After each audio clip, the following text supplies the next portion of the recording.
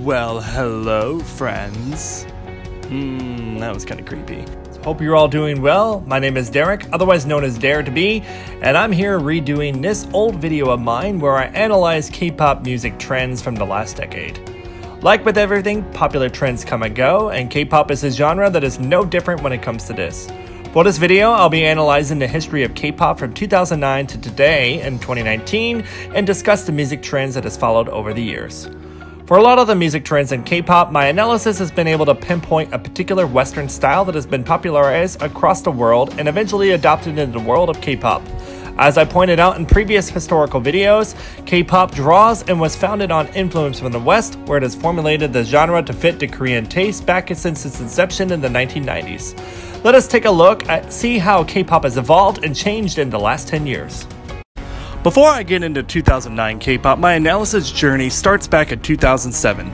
In the West in 2007 to 2009, you most often found Autotune in music. Popularized by the rapper T-Pain with his songs like Buy You a Drink in 2007, he became the face of it for parodies like Lonely Island's I'm on a Boat in 2009 for SNL. Kanye's West's 808 and Heartbreaks album further made the Autotune trend relevant in 2008, as well as getting into 2009. Do it, it's true, it's true. Do it, K-pop then adopted Autotune into their music starting in 2009 with songs like G-Dragon's Heartbreaker, Brown Eyed Girls' Abracadabra, Chinese Ring Ding Dong, 2PM's Again and Again, U-Kiss's Man Man Honey, 4 Minutes Music, Beast's Bad Girl and Mystery, as well as FX's Chew. And when 2010 rolled around, it seemed like a lot of the K-pop acts started incorporating it into their music as well. Examples include Super Junior's Bonamana, 21's 3 songs of that year, Go Away, Can't Nobody, and Clap Your Hands, as well as BoA's Hurricane Venus, Sondambi's Queen, and Black's Why, Seven's 2 songs of Better Together and Digital Bounce, as well as many more from that year, including countless non-title tracks. And pretty much by 2011, the trend saw it showing in a few songs, but it mostly died out until very recently. Keep in mind though, the stylization of Autotune of what was used back a decade ago was not implemented in the same form. Yes, it's still technically Autotune, but for the most part it has changed to today's time and sounds as we're starting to see resurgence of it in various K-pop songs today.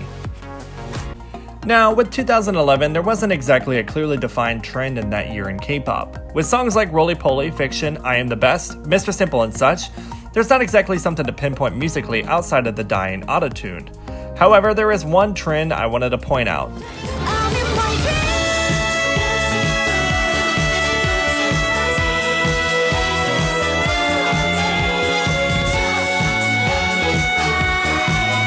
IU's Good Day was easily one of the most popular songs, as it's managed to chart high in both 2010 and 2011.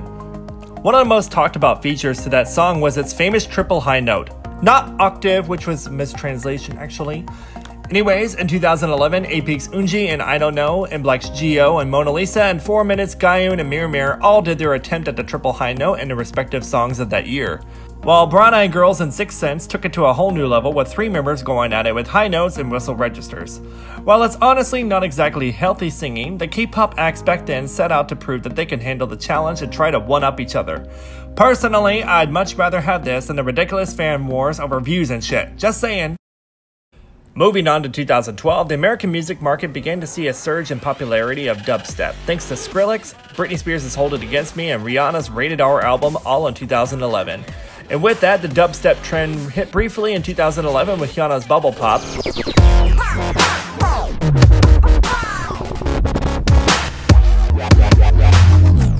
before becoming a major trend in 2012. This was found in many songs such as TVXQ's Catch Me, New East's Action and Face, TR's Sexy Love, and VIX's Rock Your Body, and even carrying over to the beginning of 2013 with songs like Girls' Generation's I Got a Boy and Super Junior's M's Breakdown. After that, dubstep mostly had died out in terms of climactic features and songs, and more or less had featured subtly in songs in 2013, such as the background of Infinite's summer comeback Destiny.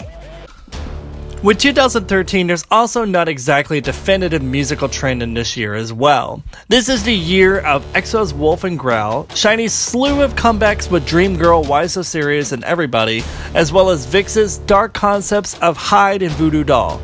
But what is noticeable is the trend of strong girl power music. Why? Because after dubstep began to fizzle out at the start of 2013, Korea welcomed their first female president at the beginning of the year. Therefore, the girls in 2013 took to music to reflect the power of the first female president in Korea.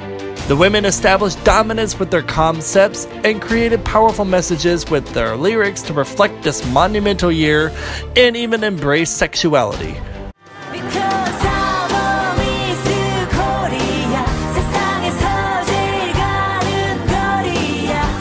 For example, you have Girls' Day's female president, Hyori's Miss Korea and Bad Girls, Dubstep's Be Ambitious, as well as Ailey's HyunA. Then you have Crayon Pop's Bar Bar Bar because, helmets are powerful. Then there's Lady Code's powerful debut and follow-up songs of Bad Girl and Pretty Pretty to Brown Eyed Girls' Kill Bill, and E-High's Rose, as well as IU's Red Shoes. I mean, did I mention Bar Bar Bar because, like, hello, jumping and Speed Racer or something, right?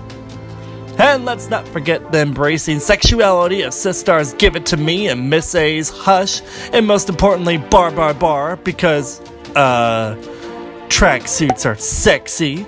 Yeah, girl power! 2014 was a rough year for K-pop, and so I won't necessarily get into the details why, but in terms of the music trends, strong club banger, EDM, and trap music began to infiltrate the K-pop music scene.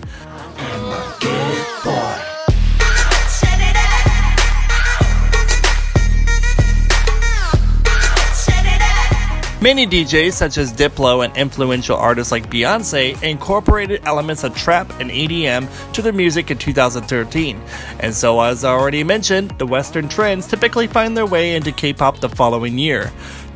Trap music first started to show in the beat drop of 2NE1's Come Back Home and CL's Mental Breakdown in early 2014 and carried on with songs like Red by HyunA and Good Boy by GD and Taeyang. And continued into 2015 with 4 Minutes Crazy, Big Bang's Bang Bang Bang, and Monsta X's Trespass, for example.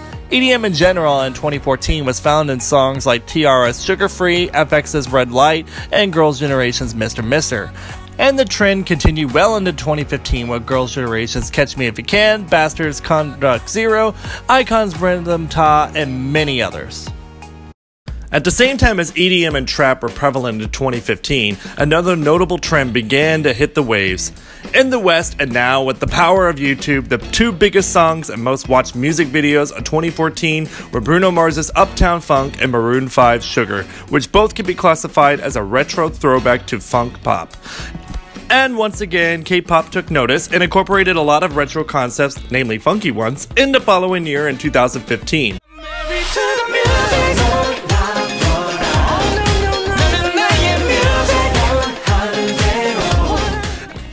EXO's Love Me Right, SHINee's Married to the Music, Psy's Napapaji, Super Junior's Devil all utilize the 70s and 80s funk sound.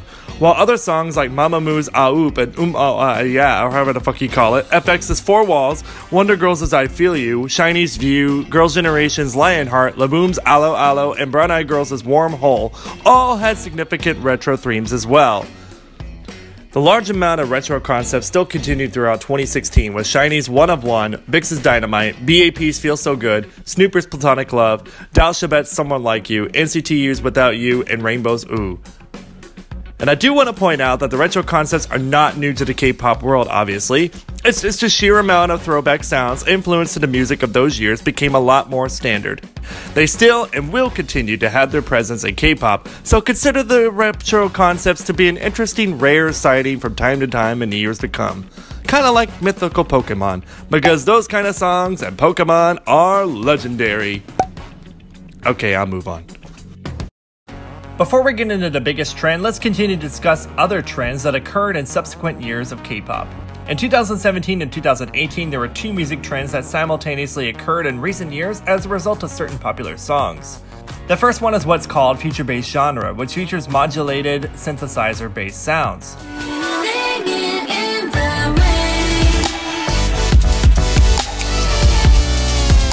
The genre gained tremendous ground and popularity after Chainsmokers' Closer went #1 across the world in 2016, as it was the longest running #1 song in 2016 on the Hot 100 chart.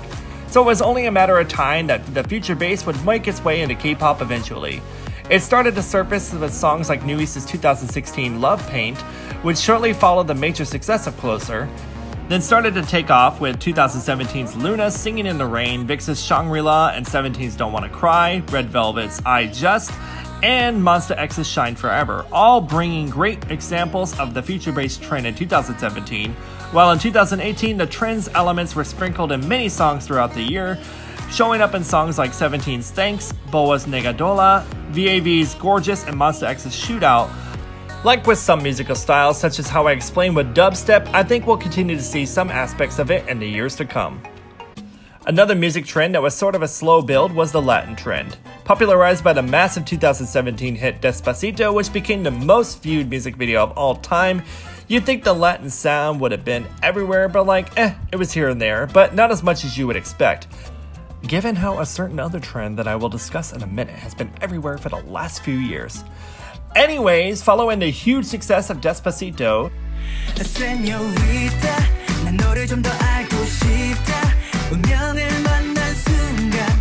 Sonamu's I Knew It and SF9's Hola Solo Mio were some of the first to tackle the sound in their 2017 late comebacks, and throughout 2018, Super Junior's two songs, Otra Vez and Lo Siento, even featured popular Latin artists in their songs, while other Latin-inspired comebacks included Mamamoo's Egotistic, VAV's Senorita, BTS's Airplane Part 2, and N-Flying's How Are You Today, and Eric Nam's Potion.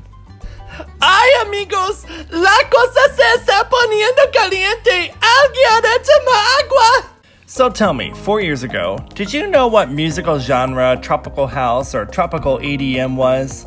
So like this guy, Justin Bieber. You might know him. Released this album called Purpose in 2015. His leading singles, What Do You Mean and Sorry, were both huge hits and popularized the tropical house genre.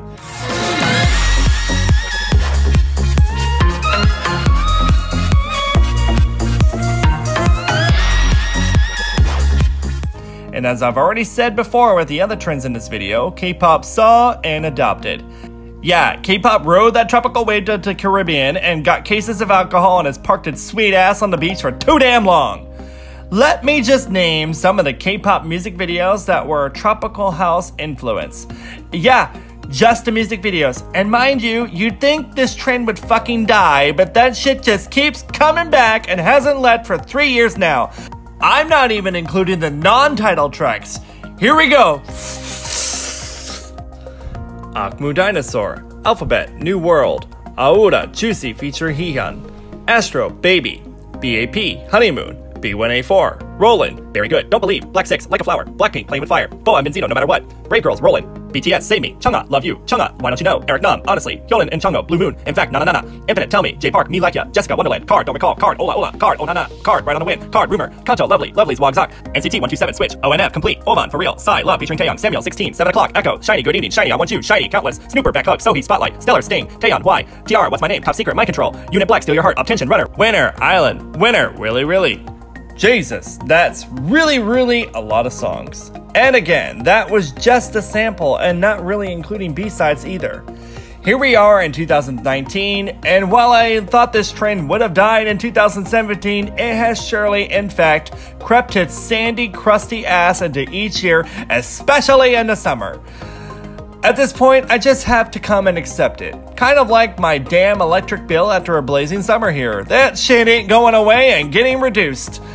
And do know that I do actually like a lot of the music that is incorporated in this genre. It is definitely a much more pleasant sounding genre compared to a lot of the other musical trends I have stated here. However, when everyone practically does it, it becomes a little much. Like, it's no longer a medium rare steak anymore. It's become so burnt that it's leaving a horrible taste in my mouth. We don't need you overstaying your welcome, thank you very much. Anyways, what will the next music trend that K-pop will follow in the rest of 2019 and the years to come? I personally think it's safe to say that we'll see more forms of EDM and possibly even more 90s music retro. Or maybe we'll see something completely different. I'm certainly interested in finding out. How about you? Thank you all so much for watching this video, and if this happens to be your second time watching this from my first one I did 2 years ago, thank you again. This did take a lot of work and effort, so I really do hope you all enjoyed it and learned something along the way. Be sure to leave a comment Are there any other music trends I might have overlooked? And as always, please be sure to subscribe, support me on Patreon, and hit that like and bell some notifications for new videos from me. Don't forget to check out many more of my works while you're here. Thank you for stopping by, and see you next time.